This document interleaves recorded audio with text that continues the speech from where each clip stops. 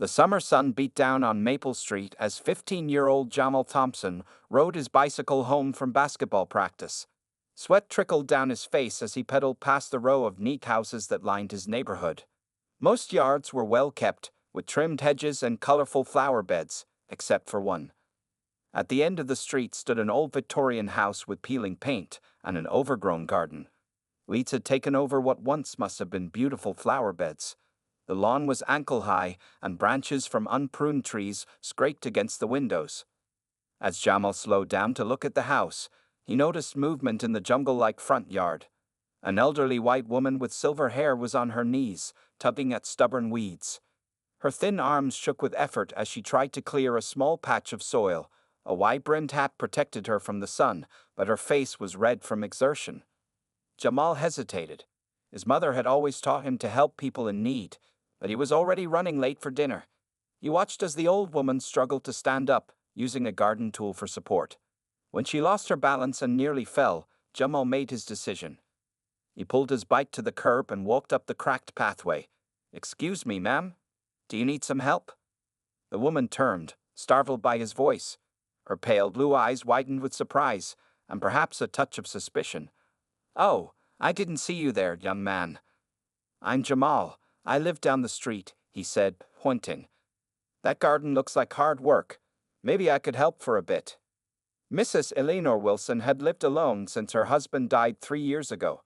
Neighbors rarely visited, and her own children lived too far away to help regularly. She studied the tall, black teenager standing before her, noting his kind eyes and respectful posture. "Well, I suppose I could use a hand," she said finally. "These weeds are winning the battle today." Jamal set his backpack down and knelt beside her. "I can pull these big ones out for you.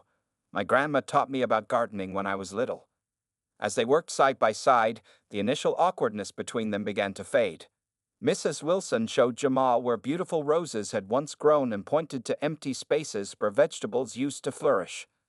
"My Herbert and I took care of this garden for 45 years, she said softly. "But since he passed, it's been too much for me alone." Jamal nodded, understanding loss in his own way. His father had left when he was 7, and though different from death, the absence still hurt. After an hour, they had cleared a small section of the garden. Mrs. Wilson looked at the patch of earth with satisfaction.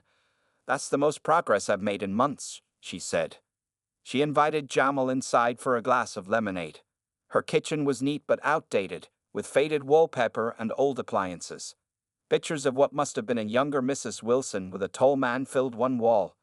"That's more than enough help for today," she said, handing him the cool drink. "Thank you, Jamal." "I could come back tomorrow," he offered, surprising himself. "I don't have practice, and we could clear more space."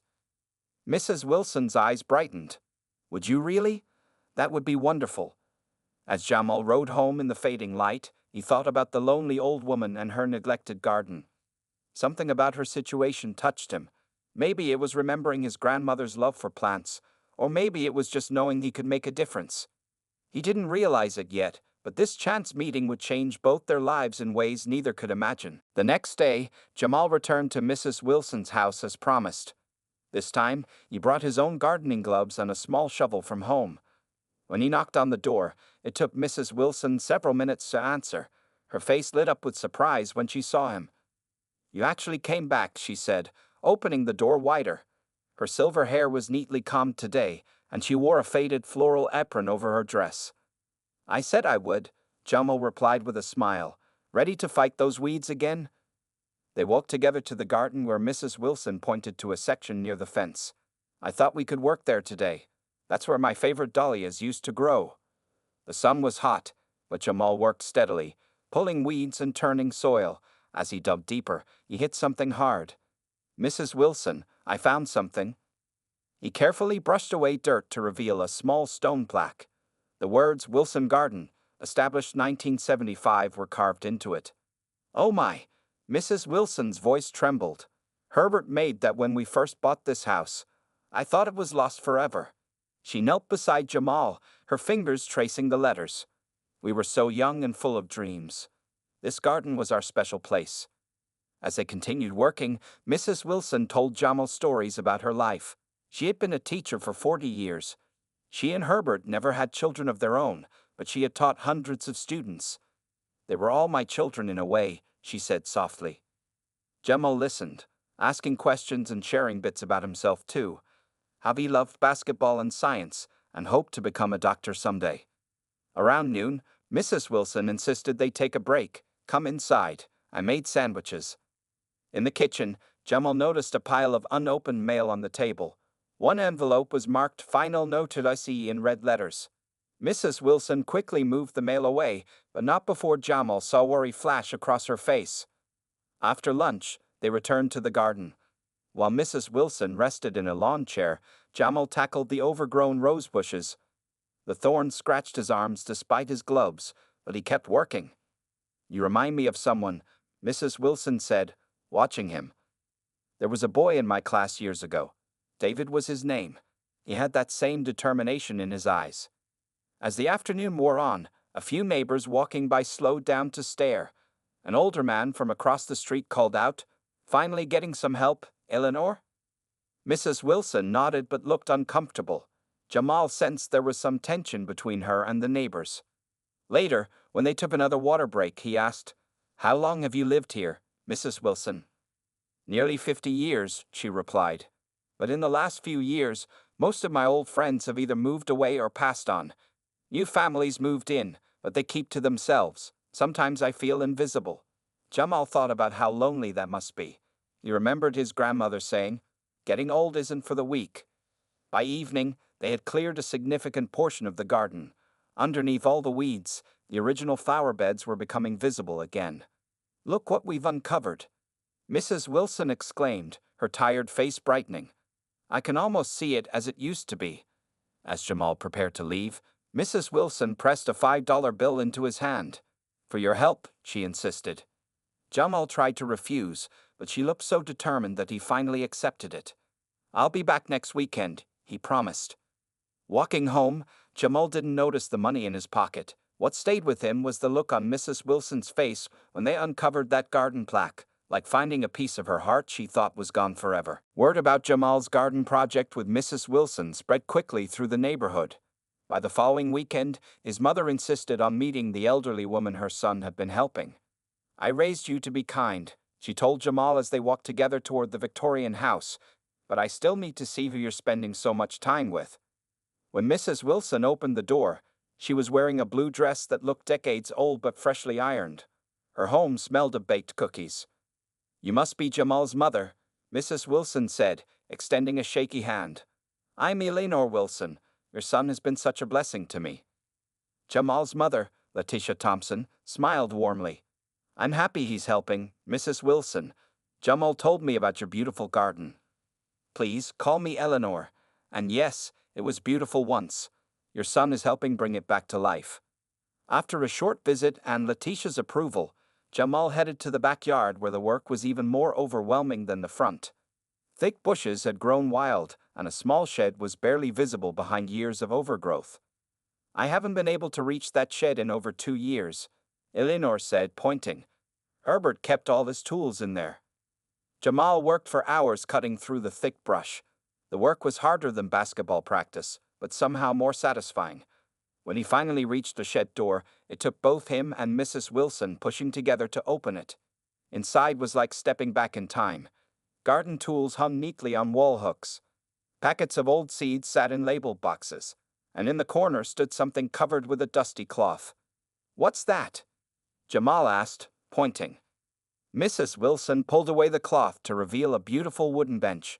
"Herbert made this for our 25th anniversary," she whispered. "We used to sit here every evening watching the sunset." Jamal ran his hand over the smooth wood. "We should put it back in the garden where it belongs." Together, they carried the bench to a cleared spot under an old apple tree. Mrs. Wilson sat down, closed her eyes, and smiled.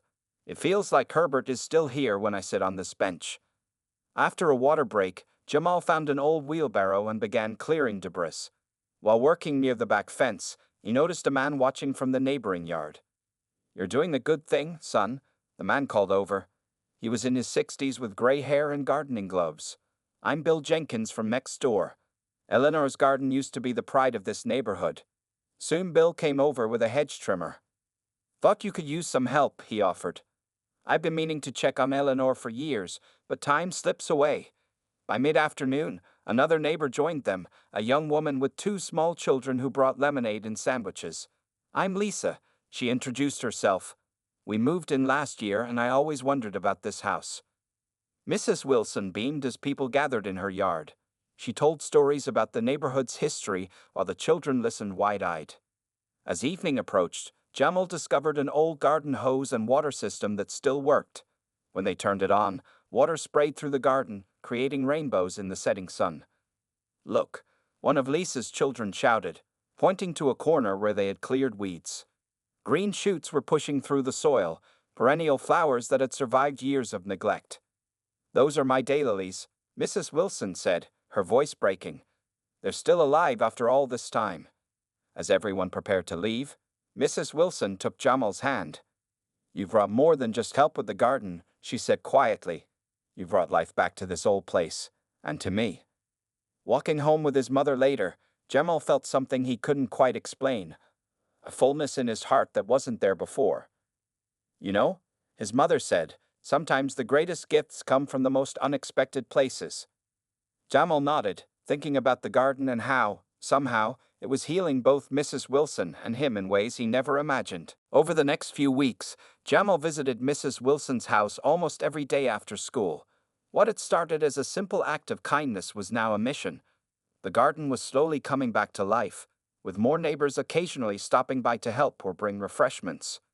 One hot Tuesday afternoon, Jamal arrived to find Mrs. Wilson sitting on her porch looking worried. Her hands clutched an envelope. Everything okay, Mrs. Wilson? He asked, setting down his backpack. She sighed deeply. Not really, dear. The property taxes have gone up again, and on my small pension. Her voice trailed off. She quickly changed the subject. But never mind that. I found something I want to show you. Inside the house, Mrs. Wilson led Jamal to a room he had never entered before. It was a small study with bookshelves lining the walls. She pulled out a large leather album and placed it on the desk. This is my garden. Through the years, she explained as she opened it. Jamal's eyes widened at the photographs. The garden had once been spectacular, with stone pathways, a small pond, and flowers of every color. One photo showed a younger Mrs. Wilson and her husband standing proudly beside a blue ribbon. You won awards? Jamal asked, pointing to the ribbon. Oh yes, for 7 years, our garden was named the most beautiful in the county. Herbert and I were quite famous in gardening circles. Pride filled her voice. We even had a write-up in a national magazine once. As they turned the pages, Mrs. Wilson pointed out special plants and told stories about each section of the garden. The last photo had been taken 5 years ago, just before Herbert became ill. After that, everything changed, she said softly. Taking care of him took all my energy. Then after he was gone, I just couldn't find the strength to maintain it all. Jamal thought for a moment. We could make it beautiful again, Mrs. Wilson. Maybe not exactly the same, but still special. She patted his hand. You've already done so much, Jamal.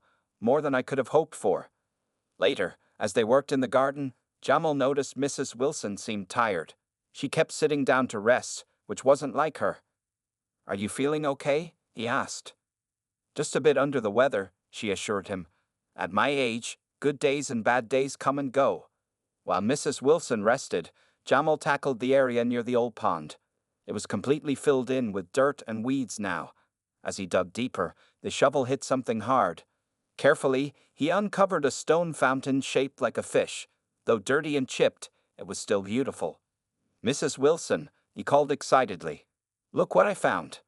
She walked over slowly and gasped. The koi fountain. Herbert bought that on our trip to Japan. I thought it was destroyed years ago when the pond collapsed. As Jamal cleared more dirt, they discovered the pond's cement basin was still intact. We could fix this, he said, ideas forming in his mind. Mrs. Wilson looked doubtful. That would take a lot of work and money, dear. Maybe we could get help, Jamal suggested. My uncle works in construction. And what about those garden club friends you mentioned? Would any of them still be around? A spark lit in Mrs. Wilson's eyes. Well, Margaret Lewis still lives across town, and the Peterson family. They'd always loved our pond. That evening, Jamal made a bold decision. Instead of heading straight home, he rode his bike to the community center where the local garden club held its meetings. The sign on the door read, Maple Street Garden Enthusiasts, all welcome. Inside, about 15 people of various ages sat in a circle discussing plant varieties. They looked up in surprise when Jamal entered. "Excuse me," he said, suddenly nervous but determined. "My name is Jamal Thompson. I need your help with something important. Restoring Mrs. Eleanor Wilson's award-winning garden." The room fell silent for a moment. Then an older woman spoke up. "Eleanor Wilson? My goodness, I haven't heard that name in years. Is she still living in that beautiful Victorian on Elm Street?" Jamal nodded, hope rising in his chest. "Yes, ma'am, and her garden needs saving." The Saturday after Jamal's visit to the garden club dawned bright and clear. He arrived at Mrs. Wilson's house earlier than usual, his heart pounding with excitement about his surprise. "Good morning, Mrs. Wilson," he called as she opened the door. "I hope you're feeling better today." "Much better, thank you," she replied, though Jamal noticed she still moved slowly. "What is you so excited this morning?" Jamal grinned. "You might want to sit on the porch. We're going to have some visitors today." Mrs. Wilson looked confused but followed his suggestion. They didn't have to wait long. At precisely 9 o'clock, cars began parking along the street.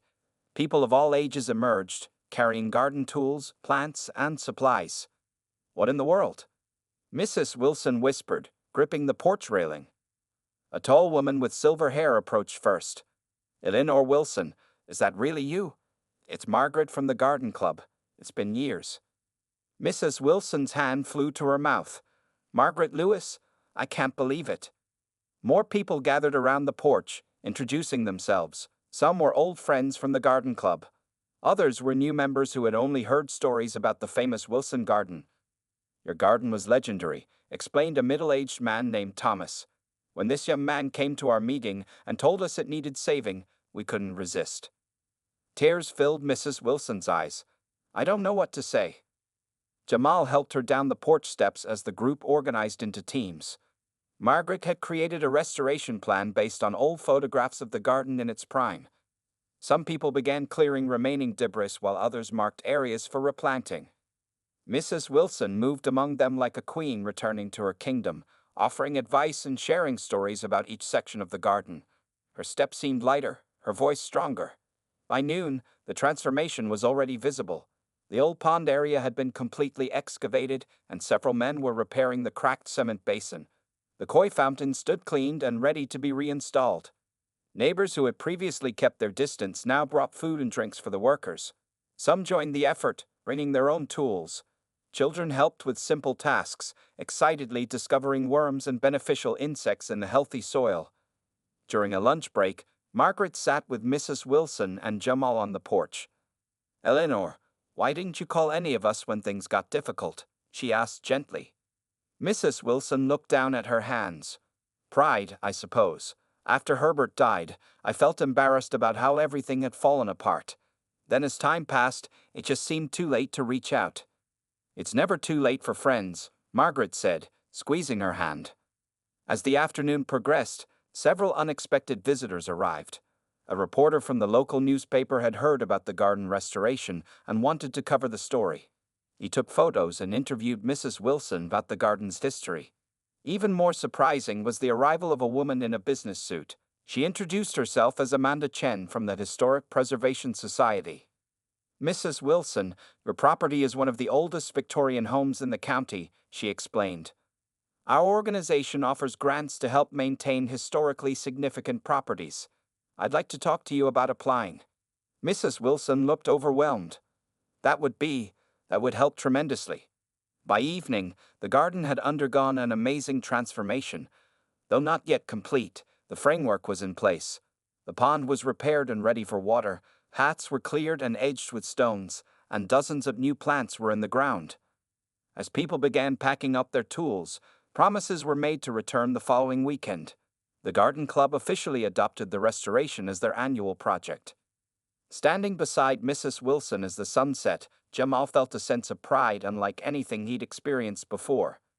"You did this," Mrs. Wilson said softly, leaning slightly against his arm for support. "You brought my garden back to life." "We all did it together," Jamal replied, but he couldn't help smiling. What had started with one simple act of kindness had grown into something far greater than he could have imagined. The garden restoration project continued to flourish over the next month. Every weekend, members of the garden club returned to help, and Mrs. Wilson's property slowly transformed back to its former glory. The pond now held water again, with the restored koi fountain bubbling cheerfully at its center. Flowering plants lined the walkways, and vegetable beds produced fresh tomatoes and cucumbers. Jamal visited almost daily, sometimes just for a few minutes after basketball practice and other times for hours on weekends. He had grown deeply attached to both Mrs. Wilson and the garden. His friends had stopped teasing him about spending time with the old lady after he invited them over, and Mrs. Wilson served them her famous lemonade and homemade cookies. One particularly hot Tuesday afternoon, Jamal arrived to find Mrs. Wilson's front door wide open. "Mrs. Wilson?" he called out, feeling suddenly worried. There was no answer. He stepped inside cautiously. "Mrs. Wilson, are you home?" A faint sound came from the kitchen. When Jamal hurried in, he found Mrs. Wilson on the floor, conscious but unable to get up. "I got dizzy," she explained weakly. "I think I fainted for a moment." Jamal immediately called 911, then his mother. While waiting for the ambulance, he placed a pillow under Mrs. Wilson's head and held her hand. "I'm so sorry to trouble you," she whispered. "Don't talk like that," Jamal said firmly. "You're going to be fine." The ambulance arrived quickly, with Jamal's mother pulling up just minutes later. They followed the ambulance to Memorial Hospital, where doctors took Mrs. Wilson for tests. In the waiting room, Jamal paced nervously. "What if she's really sick, Mom? She's been getting tired more easily lately." His mother patted the seat beside her. "Sit down, Jamal. Mrs. Wilson is in good hands now." After what seemed like forever, a doctor approached them. "Are you here for Eleanor Wilson?" "Yes," Jamal answered quickly. "Is she okay?" "She's stable now," the doctor explained. "Mrs. Wilson had a minor stroke. We caught it early, which is fortunate. She'll need to stay in the hospital for a few days, and then she'll require some rehabilitation." "Can we see her?" Jamal asked. The doctor nodded. "Briefly, she's asking for someone named Jamal." In the hospital room, Mrs. Wilson looked small and fragile against the white sheets. When she saw Jamal, she tried to smile. "There's my garden angel," she said softly. "You scared me," Jamal admitted, taking her hand carefully around the IV tube. "I'm sorry, dear, but I'll be fine. The doctor says I'm too stubborn to let a little stroke keep me down." She squeezed his hand weakly. "Promise me you'll look after my garden while I'm here. Don't let all our hard work go to waste." "I promise," Jamal said.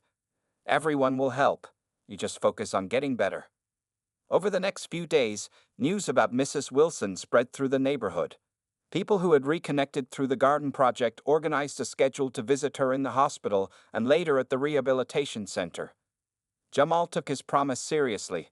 Every day after school, he went to Mrs. Wilson's house to water plants and check on things. Garden club members stopped by regularly as well, leaving notes of encouragement for Mrs. Wilson on her front door. One afternoon, while Jamal was tending the roses, Margaret from the garden club came by with an envelope.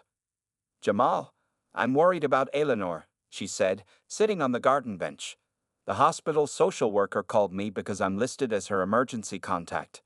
Eleanor's insurance won't cover all her rehabilitation, and she's concerned about paying her bills while she's unable to manage on her own." Jamal frowned. She mentioned money problems before, but I didn't realize it was this bad. Margaret nodded sadly. "She's too proud to ask for help, but she needs it. Her pension barely covers her regular expenses, and now with these medical bills." Jamal looked around at the beautiful garden they had all worked so hard to restore. Somewhere in the back of his mind, an idea began to form. "What if," he said slowly, "we could find a way to help Mrs. Wilson and share her garden with others at the same time?" The idea that sprouted in Jamal's mind quickly grew into a full plan. The following day, he called an emergency meeting with the garden club members and several neighbors who had become involved in Mrs. Wilson's garden restoration. They gathered on Mrs. Wilson's porch while Jamal explained his idea. "Mrs. Wilson needs help with her medical bills and home expenses," he began. But she has something really special here, this garden that people used to travel miles to see. What if we open it to visitors and charge a small entry fee? Margaret nodded thoughtfully. Like a garden tour, those can be quite popular. Exactly, Jamal continued, growing more excited. But not just for one day. We could open it every weekend through the summer. People could see what we've accomplished together, and all the money would go to Mrs. Wilson. Thomas from the garden club raised his hand. I work at the community college. We have horticulture students who might volunteer as guides in exchange for service learning credits. Ideas flowed freely after that. Lisa, who ran a local bakery, offered to provide refreshments that could be sold to visitors. Bill Jenkins suggested creating a small plant nursery in one corner of the garden, selling cuttings and seedlings from Mrs. Wilson's heritage plants. And I think we should call it Eleanor's Garden, Jamal added. Make it official with a new sign at the entrance.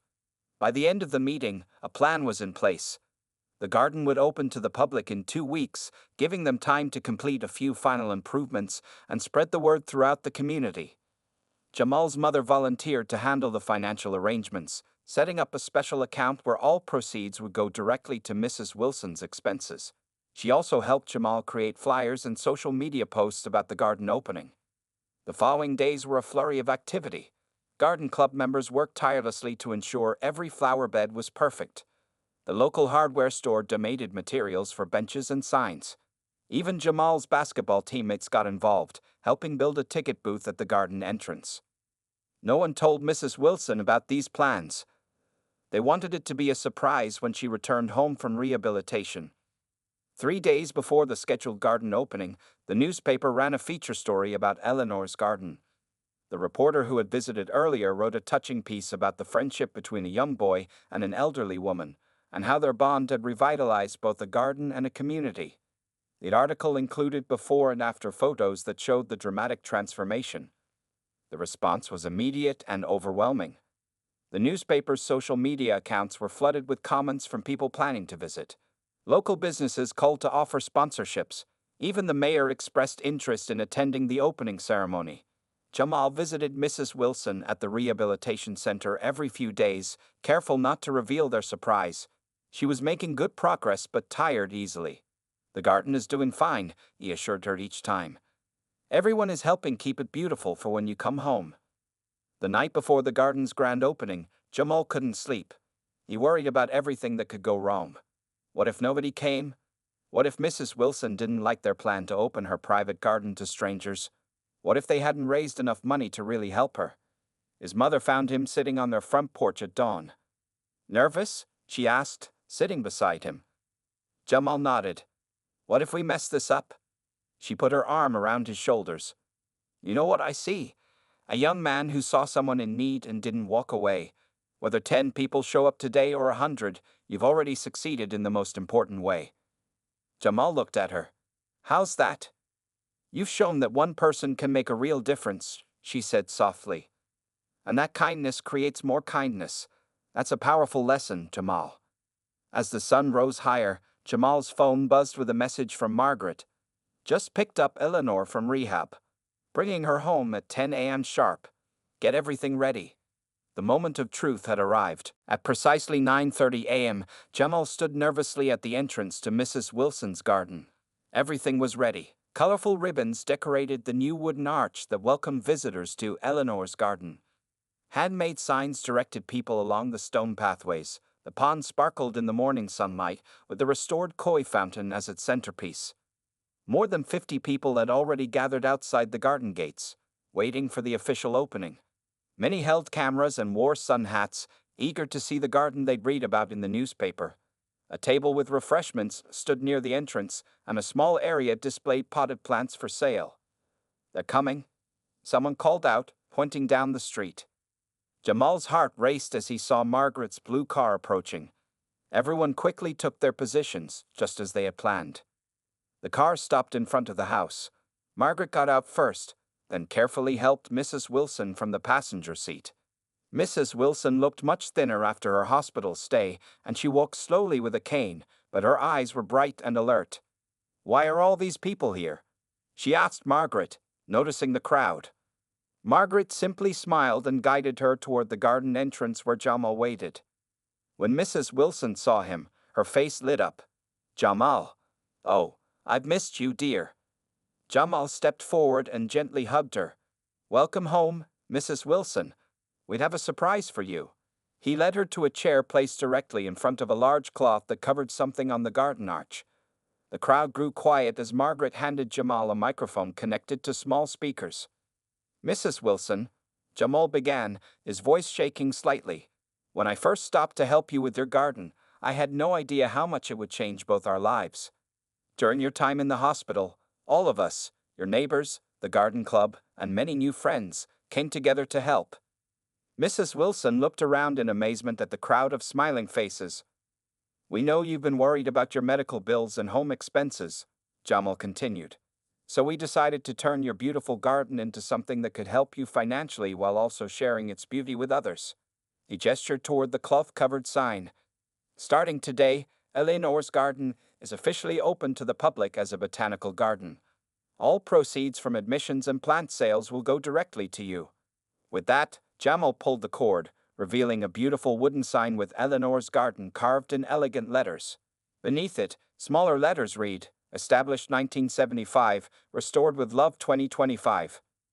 The crowd erupted in applause as Mrs. Wilson covered her mouth with her hands, tears streaming down her face. That's not all, Margaret said, stepping forward. The Historic Preservation Society has approved a grant to repair your home's exterior, and the Garden Club has established an annual scholarship in your name for students studying horticulture. Mrs. Wilson tried to speak, but couldn't find the words through her tears. The mayor stepped forward next, presenting a certificate declaring Eleanor's Garden an official city landmark. And this is from all of us, Jamal said, handing Mrs. Wilson an envelope. Inside was a bank statement showing the account Jamal's mother had set up. It already contained over $5,000 from pre-sale tickets, donations, and sponsorships. Mrs. Wilson looked up at Jamal, her eyes brimming with tears. You did all this for me? You gave me something important first, Jamal replied, his own eyes filling with tears. You showed me that I matter, that I can make a difference. That's worth more than any money. Mrs. Wilson reached for his hand. In all my years of teaching, I tried to show children their own worth. I never expected to receive such a lesson myself at this age. She looked around at the garden they had restored together. This garden has always been my heart's work.